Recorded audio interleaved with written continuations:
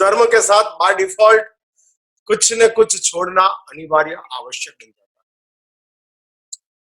और यदि ये अनिवार्य आवश्यक बनता है तो इतना बड़ा त्याग जब आपने किया और इतना बड़ा परित्याग करने के बाद धर्म आपने प्राप्त किया, हमको जिस चीज बहुत आसान लगती है वो शास्त्रकारों की नजर में बहुत दुर्लभ है। ये बात मत भूलना। आपको ऐसा लगता है कि भगवान का दर्शन हमको आसानी से मिल गया, सदगुरुओं का वंदन हमको बहुत स्वाभाविक रूप से मिल गया, गिरिराज शत्रुंजय की यात्रा हमको हर साल मिल रही है, ये सब चीज बहुत आसानी से हमको मिली और इसलिए आप समझ रहे हो कि तो बहुत आसान है। भूल जाओ, भूल जाओ। रण में रहने वाले को इंसान को पानी जितना दुर्लभ है उनसे ज्यादा दुर्लभ इस संसार में परिभ्रम करने वाली अपनी आत्मा को भगवान का दर्शन प्राप्त होना वो दुर्लभ। लेकिन हमारा बॉर्न एंड बॉटअप इतना अच्छा हुआ कि जिस अच्छा होने की वजह से हमको ये सब चीज आसानी से प्राप्त हो गई। जब धर्म हम करते हैं तो धर्म का परिणाम हमको मिलना चाहिए। धर्म का परिणाम फिर से याद रखना, अपना आत्मा की दोषों से मुक्त हो जाना, वो धर्म का परिणाम। दुखों से मुक्त हो जाना वो धर्म का बाय प्रोडक्ट है। दोषों से मुक्त हो, हमको परेशान करने वाले दुख नहीं है, दोष है। कैंसर की पीड़ा हमको परेशान करेगी तो मृत्यु तक करेगी, लेकिन मृत्यु के बाद दोष हमको परेशान करेगा। कैंसर मरने के बाद हमारे साथ नहीं आता है, लेकिन गुस्सा मरने के साथ भी हमारा साथ नहीं छोड़ता है। जो कुछ अभी महामारी का समय चल रहा है, उस महामारी हमको परेशान करेगी तो जब तक हम जिंदे हैं तब तक करेगी। हमारी मृत्यु हो जाने के बाद ये महामारी हमारे साथ नहीं आती है। लेकिन आध्यात्मिक जगत में सबसे बड़ी महामारी जो कोई हो तो शास्त्र ने बताया मिथ्या दर्शन, मिथ्यात्व। और उस मिथ्यात्व की वजह से, मिथ्यात्व मीन्स क्या, इसको हम मिथ्यात्व कहते हैं। और तब जैन शास्त्रकारों ने बहुत सुंदर उसकी बात बताई है और वे सुंदर बातों में बताते हैं कि अपनी आत्मा में एक गांठ होती है। अभी हमारी कमनसीबी गनो या हमारा अज्ञान गिनो, कुछ भी हो, हमको शरीर की बीमारी तुरंत इफेक्ट करती है, अपनी आत्मा में रही हुई ये सब बीमारियां हमको जल्दी इफेक्ट नहीं करती। हाँ, ऐसा होता है। और ये होने की वजह से दुनिया में ऐसे लोग हैं कि जिसको टेम्पररी बीमारी भयानक लगती है और लॉन्ग टाइम की बीमारी नॉर्मल लगती है। एज फॉर एग्जाम्पल मैं आपको बताऊं, किसी को 106 डिग्री बुखार है और वही मरीज को क्रॉनिक डायबिटीज है, तो मरीज बुखार का इलाज कराएगा, डायबिटीज को एक्सेप्ट कर लेगा, ग्रांटेड ले लेगा। लेकिन डॉक्टर्स कहते हैं कि दोस्त बुखार तो आया है तो जाएगा ही जाएगा, लेकिन डायबिटीज तुझे नहीं छोड़ेगा। ठीक वैसा आध्यात्मिक जगत में अपनी आत्मा में रहे हुए जो गांठ है, जिसको जैन शास्त्रकार ग्रंथि कहते हैं, और उस ग्रंथि ही अपनी आध्यात्मिक जगत की बीमारी है। जैन शास्त्र की परिभाषा में उसको ग्रंथि कहते हैं, गांठ। और उस गांठ का नाम शास्त्रों ने दिया है मिथ्यात्व की गांठ है। अनादिकाल से, अनादिकाल से अपने अंतरात्मा में वो गांठ जमकर बैठी है। अभी आप मुझे पूछ सकते हो तुम्हारा साहब वो गांठ मीन्स क्या होता है, कैसा होता है, तो उसका मैं एक बहुत सूक्ष्म परिभाषा आपके समक्ष दूं तो वो परिभाषा है अपने जीवन में जो एक आसक्ति है उसको गांठ का। आसक्ति मीन्स व्हाट, किसको आसक्ति कहना, मैं अपनी समझ से आपको बोल सकता हूं, आसक्ति इज नॉट अ रिलेशन, आसक्ति is not a bounding, but आसक्ति is blind attachment. हमको अंधा कर दे ऐसा हम आसक्त, हम देख न सके, केवल केवल वो आसक्ति में ही हम चिपक कर बैठते हैं, चिपक जाते हैं। न हमको अभी दिखता है, न हमको भूतकाल दिखता है, न हमको उस आसक्ति की एक्शन दिखती है, न हमको उसका रिएक्शन दिखता है। सिर्फ हम उसके साथ चिपक कर बैठते हैं। तो आसक्ति है, उसको जैन शास्त्रकारों ने गांठ बताई है, और उस गांठ की वजह से ने उसको ही मिथ्यात्व कहा। साधन का उपयोग करना वो मिथ्यात्व नहीं है, भोगों में रहना वो मिथ्यात्व नहीं है, संसार में सुख में रहना वो मिथ्यात्व नहीं है। वो हमको पुण्य के उदय से प्राप्त हुई है, और पुण्य के उदय से मिलने वाली चीज हमको मिथ्यात्व में लेके नहीं जाती है, लेकिन उस चीजों का हम गलत तरीका करने लग जाते हैं, और करने लगने की वजह से हम स्वयं मिथ्यात्वी बन जाते हैं। साधन की ताकत हमको पापी बनाने की नहीं है, यदि हम आसक्त ना हो तो।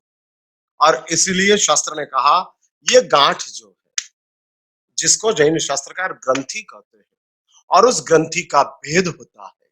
मैंने अपनी आत्मा जबरदस्त पराक्रम, पराक्रम मीन्स जबरदस्त शुभ भावों की वजह से कोई ऐसा भाव जग जाता है, ये गांठ पिघलती कैसे है, कटती कैसे है, उसका ऑपरेशन कैसे होता है। तब जैन शास्त्रकारों ने कहा ऐसा कोई समय आता है कि जिस समय में हमारा भाव अंदर से उठता है, जबरदस्त भाव का आंदोलन प्रकट होता है, जैसा परमात्मा महावीर के पूर्व के भवों में नैसार के जीवन में प्रभु की आत्मा ने जब रास्ता भटक गए हुए महात्माओं को अपनी पैड के नीचे लाए और भिक्षा दिया, और भिक्षा देने के समय में परमात्मा की आत्मा में इतना जबरदस्त भाव जागृत हुआ, इतना जबरदस्त आनंद आया कि जिस आनंद की वजह से प्रभु की अंदर रही, प्रभु की आत्मा में रही हुई वो गांठ टूट गई। और वो गांठ टूटना वही आध्यात्मिक जगत की सबसे बड़ी क्रांति है, रेवोल्यूशन है। कैंसर की गांठ सिर्फ मृत्यु देती है, और मिथ्यात्व की गांठ भ्रमण देती है। भ्रमण मीन्स आप समझते हो, भ्रमण मीन्स एक मृत्यु को हम मृत्यु कहते हैं, भ्रमण मीन्स अनंत मृत्यु, अनंत जन्म। यदि एक मृत्यु हमको इतना परेशान कर सकता है, तो जब हम अनंत मृत्युओं में से गुजरेंगे तब हमारी क्या हालत होगी, क्या होगा। जस्ट थिंक अबाउट इट, सोचो। अनंत भ्रमण मीन्स अनंत मौत, कैसी कैसी मृत्यु, कैसे कैसी जबरदस्त भव भ्रमण। और ये भव भ्रमण देने का काम शास्त्र कहते हैं मिथ्यात्व की गांठ देती, और उस मिथ्यात्व की गांठ को हम अपूर्व आनंद के साथ कोई ऐसा धर्म करते हैं, फिर वो सामायिक हो, पूजा हो, प्रवचन श्रवण हो, तीर्थ यात्रा हो, लेकिन वो सिर्फ क्रिया नहीं, अपूर्व आनंद, अपूर्व आनंद। अंदर से एक जबरदस्त प्लेजर खड़ा होता है। अपनी आत्मा में असंख्य आत्म प्रदेश है, उस असंख्य आत्म प्रदेशों में जबरदस्त आनंद जुटता है, जबरदस्त आनंद।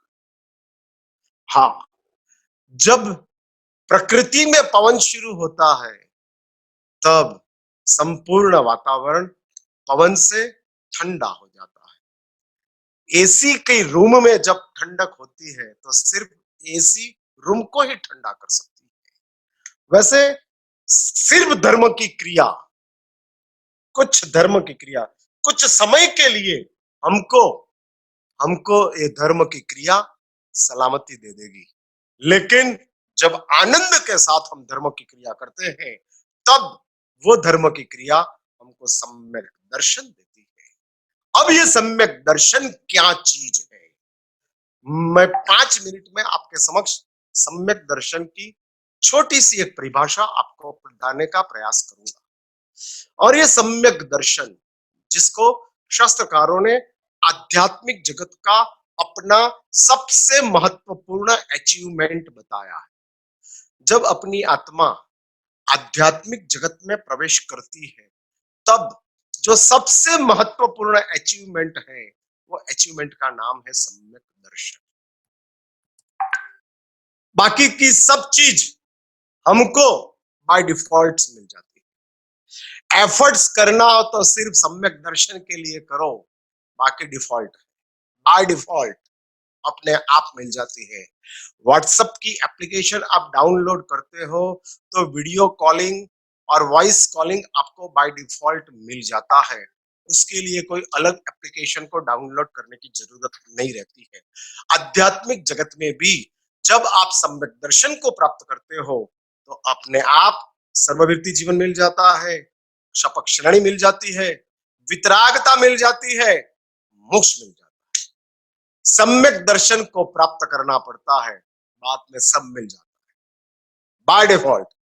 व्हाट्सएप को डाउनलोड करना पड़ता है, बाद में video calling, voice calling, chatting by default मिल जाते हैं। ठीक वैसा आध्यात्मिक जगत का सबसे बड़ा अचीवमेंट है सम्यक दर्शन। अभी ये सम्यक दर्शन क्या चीज है?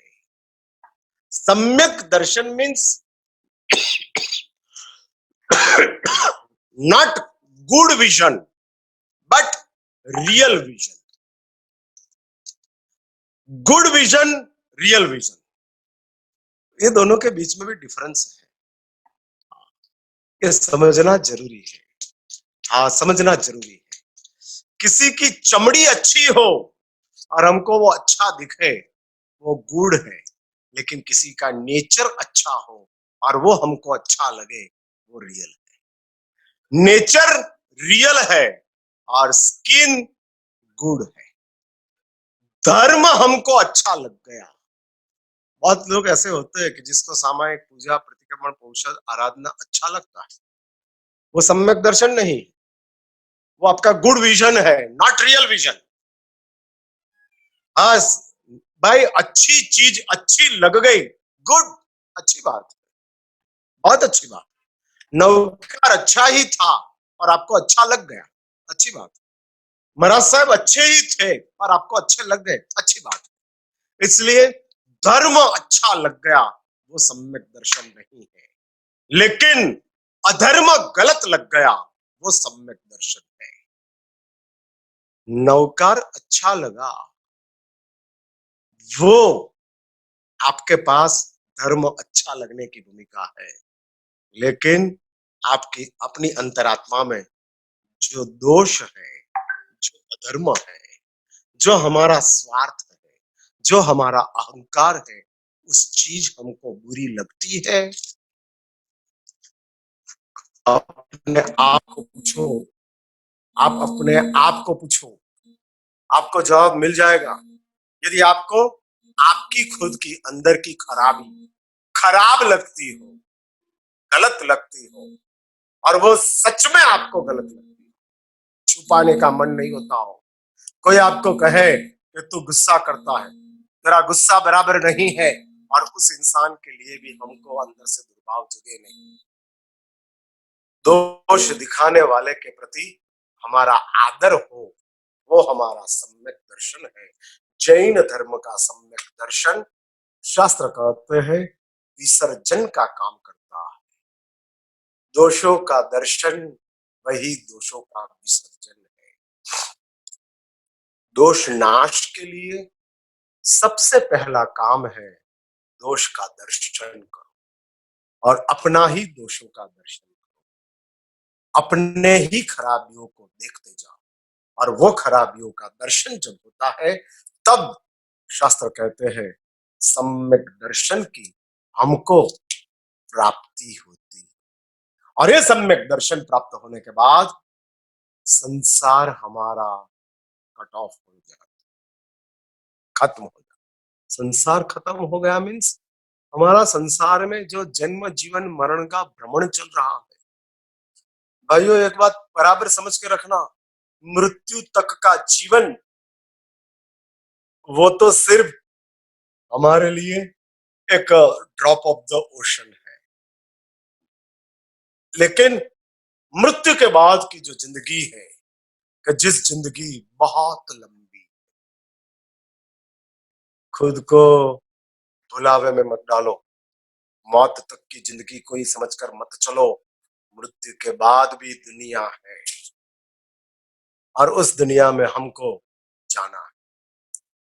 We have no destination, we have no idea where we go, but we have to, हमको जाना पड़ेगा। कौन तय करता है? एक बात बहुत अच्छी तरह से समझ के रखो, अपने पास एक प्लस पॉइंट है, अपना वर्तमान अपना भावी का फाउंडेशन है। आज आपकी कैसी है, उसके हिसाब से आने वाला आपका कैसा है वो तय होगा। यदि आज आपकी अपने दोषों से दुष्टता से भरी है, तो आने वाला भाव आपका दुर्गति का हो सकता है। इसलिए ये सम्यक दर्शन, जिस सम्यक दर्शन की प्राप्ति, वही आध्यात्मिक जीवन की सबसे बड़ी सिद्धि है। और सम्यक दर्शन मीन्स, फिर से मैं 1 मिनट में आपको बता देता हूं, धर्म को अच्छा मानना वो अपूर्ण सम्यक दर्शन है। संपूर्ण सम्यक दर्शन अपने दोषों को दुष्ट मानना वो है, और हम अपने दोषों को दुष्ट मानने लगते हैं। हर रोज 5 मिनट के लिए हम अपने दोषों का सम्यक दर्शन करें, सही दर्शन करें, रियल दर्शन करें। मेरा क्रोध, मेरा अहंकार, मेरी लालसा, मेरी धन प्रत्यय की मूर्छा कितनी कातिल है, देखो, सिर्फ देखो, देखते जाओ, देखते जाओ, क्या क्या कितना कितना मैं आसक्त हूं। जब दुनिया आज मेरी मदद की अपेक्षा करती है, उधर मैं हाथ छोड़कर शांति से बैठ गया हूं। चित्त में सिर्फ दर्शन करो, और दोषों का सही दर्शन वही सम्यक दर्शन है। और वो सम्यक दर्शन का अनुभव आपको प्राप्त हो जाए, वही अपना जीवन का लक्ष्य है। आज रमेश भाई ने एक व्याख्यान का नया वर्जन शुरू किया है, प्रवचनों का माध्यम। आने वाले समय में शायद ऐसा ही कोई बन सके, ऐसी एक स्थिति की शुरुआत हो चुकी है ऐसा लगता है। और रमेश भाई ने जो अपना व्यावसायिक क्षेत्र की जिस चीजों थी, उस धार्मिक क्षेत्र में उपयोग करने का प्रयास किया है। बहुत बहुत आशीर्वाद, बहुत बहुत शुभेच्छा। इस कार्य में रमेश भाई ज्यादा से ज्यादा सफलता को प्राप्त करें। विश्व भर में परमात्मा महावीर के सिद्धांतों को ऐसे ही कोई मीडिया से, ऐसे ही कोई माध्यम से हम पहुंचा सकते हैं, जहां हम नहीं पहुंच सकते हैं, उधर भी प्रभु के ये माध्यम, प्रभु इस माध्यम से पहुंच सकते हैं। तो इनसे बड़ा उपकार और कोई नहीं हो सकता है। आप सब इस माध्यम से मेरी बात को सुनकर जो कुछ भी आपने पाया, वो आपके जीवन के लिए बहुत बड़ी उपलब्धि बन सके, यही मंगल अभ्यर्थना के साथ मेरी बात का मैं इधर समापन करता हूँ।